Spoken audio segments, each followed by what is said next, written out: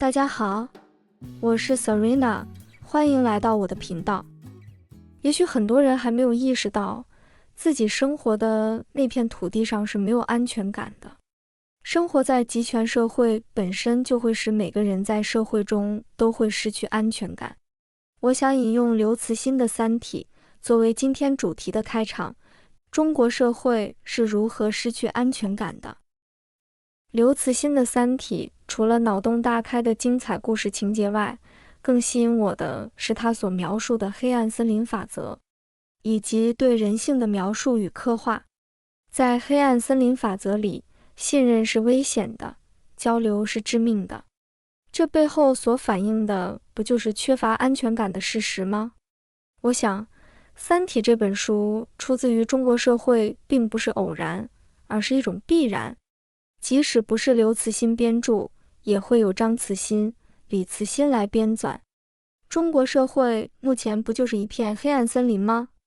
我想很多人都有过这样的念想。中国社会有绝对集中的权力，所有人的思想、言论和行动受到严格管控，强行为民众制造外部和内部敌人，无差别打压异己，这使所有人都生活在无处不在的恐惧里。这与黑暗森林的描述是非常吻合的，我们来看看它们的相似之处。第一点，制造人人自危的环境。在集权社会，政府不信任公民，公民也不信任彼此。这与黑暗森林中的文明互相猜忌，害怕暴露自己类似。集权社会中的个体就像黑暗森林中的文明，每个人都必须隐藏自己，避免暴露真实思想，否则就可能遭受攻击。任志强事件就是对此法则诠释的典型案例。在中国，我想有很多人都在心里暗骂共产党的独裁，但都不会表露出来，都会将自己的真实想法隐藏好，避免灾难落到自己的头上。任志强本可高枕无忧，可以不站出来，不做出头鸟，不说真话，如今的灾难亦不会降临到他的头上。但是他选择了暴露真实想法，于是就被共产党制裁了。他做的是否正确，我不予评价。我只是想借由他的事件表达，我们每个普通人也是这黑暗森林中的一种文明，明明每个人都可以发光发亮，却因害怕被发现受到毁灭性的打击。中国政府政治的不透明性更加加剧了这一种思维。目前来看，一个成熟的文明社会，至少在政治上应该是透明的。而科技成果日新月异的中国，至少目前仍然不是一个文明社会。有人或许会反驳，会说，这与我们长期的历史发展进程有很大的关系。像闷声大发财、韬光养晦、不露声色，这些也是在隐藏自己吗？这是在偷换概念。这些词指的是为人处事低调，而不是因为害怕而被暴露。最可怕的是，在这样的环境下，社会共识被打破，所有陌生人之间甚至熟人之间失去最基本信任成为常态。理解这句话可以用2个历史实例来参考验证。在斯大林统治下的苏联，政府不信任公民，公民也害怕身边的人可能是告密者，连家人之间都不敢随便交谈。这种不信任并非偶然，而是统治者刻意制造的，以确保社会的服从性。而当今朝鲜更是如此，公民为了避免自己成为目标，常常选择揭发他人。政府通过鼓励告密文化和打击反革命言论来加强对社会的控制，导致了普遍的不信任和压抑气氛。在中国，这体现在我们常说的底层互害。我们可以例举几件发生在2024年我们耳熟能详的事件：苏州校车事件、深圳日本人学校事件、珠海体育场驾车撞人事件。这些事件的背后，折射出底层民众在面对经济压力、社会不公和心理困境时采取的极端行为。这些行为的背后，都是政府主导的信任丧失的结果，带来的是社会整体安全感的缺失，对每一个鲜活的个体造成的伤害都是无法估量的。第二点，为了确保统治，集权政府会主动消灭任何可能出现的对手，这与黑暗森林中先消灭其他文明以自保的逻辑相同。从中国建国以来，共产党几乎没有停止过这样的行为。1957年的反右运动，中共在全国范围内发动整风运动，鼓励知识分子畅所欲言，批评政府的不足。结果，当知识分子真的提出批评时，毛泽东迅速翻脸，发起反右运动，将提出意见的人打成右派，送去劳改或被边缘化。造成的结果就是大约55万人被划为右派，很多人被送去劳改或被迫害致死。共产党的逻辑是，知识分子可能威胁统治，必须提前消灭。即使这些知识分子当下无害，未来可能会挑战政权，所以必须先发制人，提前打压。还有1958年开始的大跃进与3年大饥荒，1959年的武装镇压西藏，1966年开始的文化大革命，1989年6·4事件，2000年开始的网络防火墙，2017年开始的新疆再教育营。这些事件都是中国政府通过先发制人打击、制造恐惧、动态镇压的方式，确保集权体制稳定。但每一次镇压都会在社会留下不可磨灭的创伤，也让人们对未来更加充满恐惧和不信任，也使我们失去安全感。无论是集权社会还是黑暗森林，恐惧都是主导情绪，所有人都被迫采取高度防御性甚至攻击性的策略。这在共产党内部也是频繁上演的。自习近平上台以来，借反腐运动的名义清洗党内异己，制造官场人人自危的氛围，让官员高度防御，甚至主动揭发别人以求自保。许多官员在长期运作中都存在腐败行为，他的选择性反腐只为了清算自己的政治敌人。他的集权逻辑是，政府内部制造恐惧，让官员彼此不信任，形成黑暗森林模式，最终所有人都变得顺从而不可预测。而在民营企业中，马云的消失，其背后的逻辑是，民营企业的崛起可能挑战政府的经济控制力，因此政府利用打击资本无序扩张策略，清洗潜在威胁。企业家被迫采取高度防御性策略，要么主动向政府示好，要么消失于公众视野。社会层面，铁链女事件背后的逻辑是，政府对女性权利的关注仅限于维稳需要，任何涉及女性独立意识的群体都可能被打压，而社会氛围也鼓励对女性的系统性压迫。铁链女事件曝光后，政府迅速删除社交媒体上的讨论，防止其成为女权运动的催化剂。利用网络舆论操控，将女权声音污名化为境外势力或极端分子，让普通女性不敢公开表达权利诉求。这一套集权逻辑制造恐惧，让女性害怕发声，甚至让社会中其他人主动打压女性权利，使她们成为一个高度分裂的群体。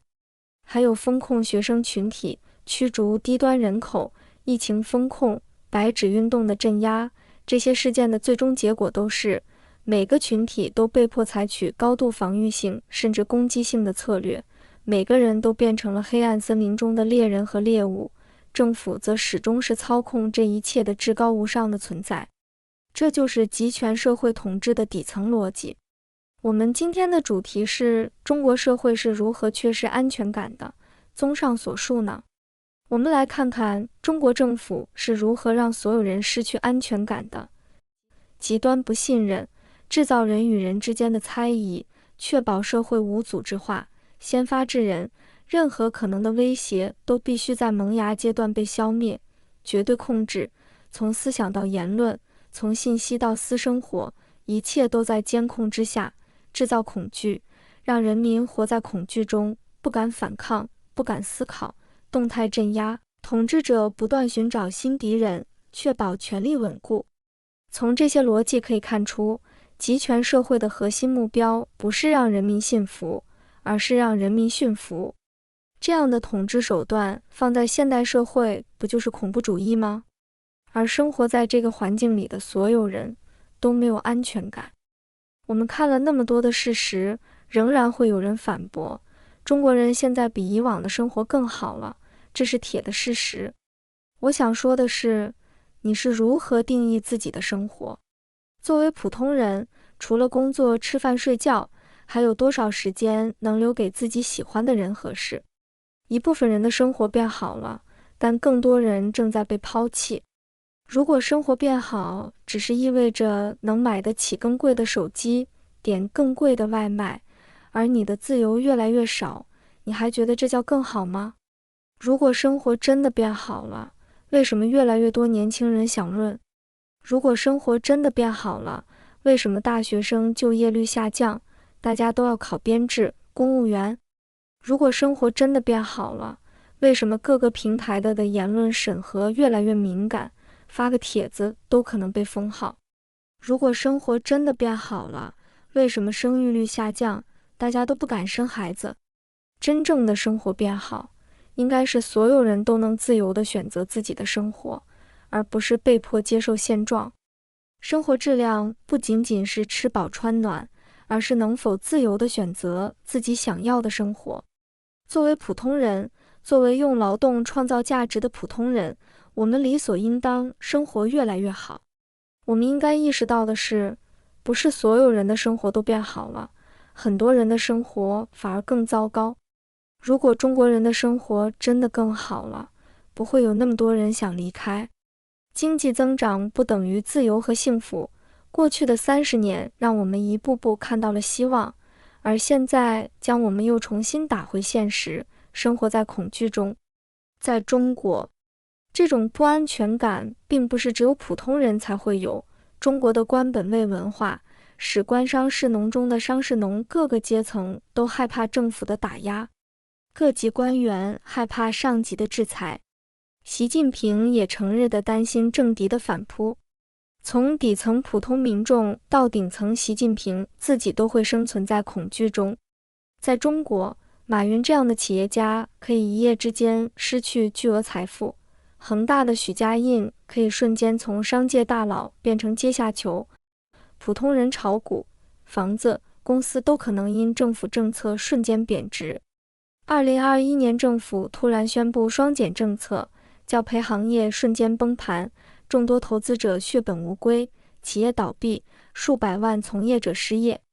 你的财富和劳动成果不受保护。在中国，政府可以随时以寻衅滋事或者危害国家安全的名义抓人，公民没有独立司法来保护自己的权利。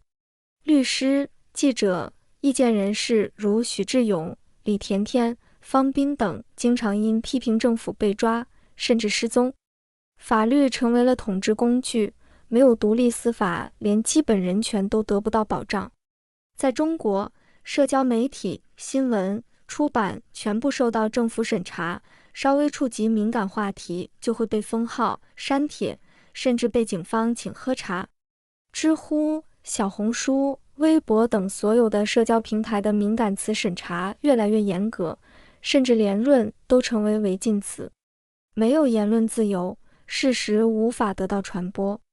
还有太多来自这个集权社会的制度在蚕食我们在这个社会中的安全感。而与此相对，西方国家的制度和社会结构在一定程度上提供了更高的安全感，让人们能够自由地生活、表达、创业，甚至批评政府，而不必担心突如其来的镇压。